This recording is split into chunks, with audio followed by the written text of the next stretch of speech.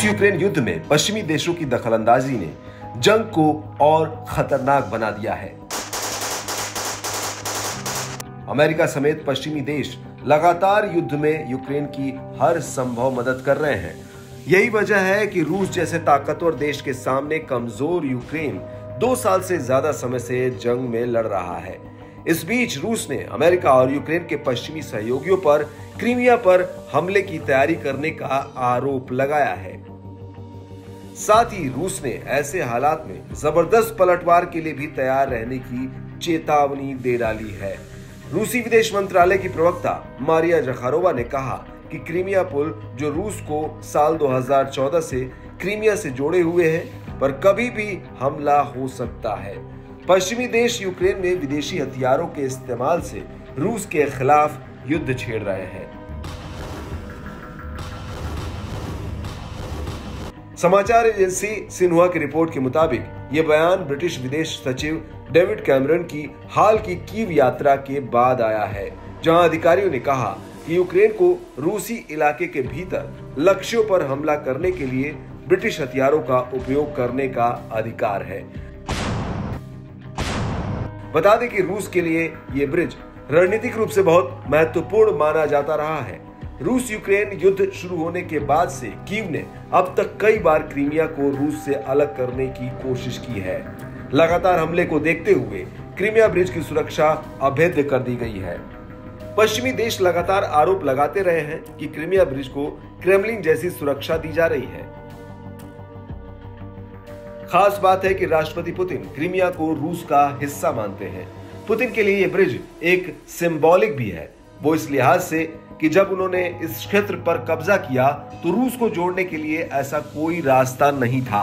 Vladimir Putin ने पूरे Ukraine पर कब्जे की मंशा के साथ 12 मील लंबे ब्रिज का निर्माण करवाया। ये यूरोप का सबसे लंबा ब्रिज माना जाता है।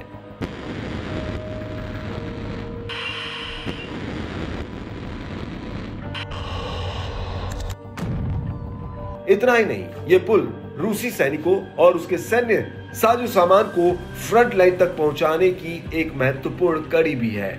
ऐसी आशंका है कि इस पर पश्चिमी देशों का हमला रूस के विजय रथ पर ब्रेक लगा सकता है।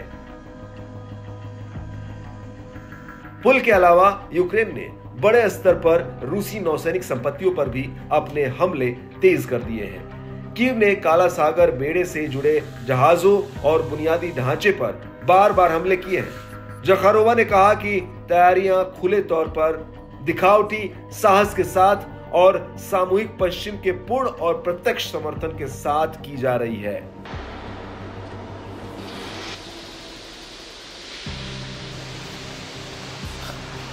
जखारोवा ने पिछले महीने अमेरिका की ओर से सप्लाई की गई ATACMS यानी लंबी दूरी की मिसाइलों की डिलीवरी का भी जिक्र किया। इसमें उन्होंने कहा कि रूस ने पिछले हफ्ते 6 ATACMS मिसाइलों को मार गिराया था। गौरतलब है कि अमेरिकी अधिकारियों ने पिछले महीने कहा था कि यूक्रेन ने क्रीमिया में रूसी मिलिट्री एयर स्पेस पर पहली बार ATACMS मिसाइलों का इस्तेमाल शुरू किया है, जो दूसरे कब्जे वाले इलाकों में रूसी सेना को मार गिराएगा।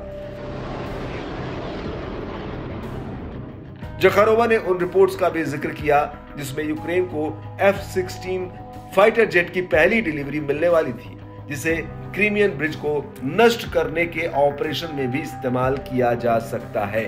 उन्होंने कहा कि रूस एक बार फिर वॉशिंगटन, लंदन और ब्रुसेल्स को चेतावनी देता है कि क्रीमिया के खिलाफ कोई भी आक्रामक कार्रवाई से न सिर्फ दुश्मन देश की हार निश्चित है, बल्कि प्रतिशोध का एक बड़ा झटका खाने के लिए भी पश्चिमी देश तैयार रहे।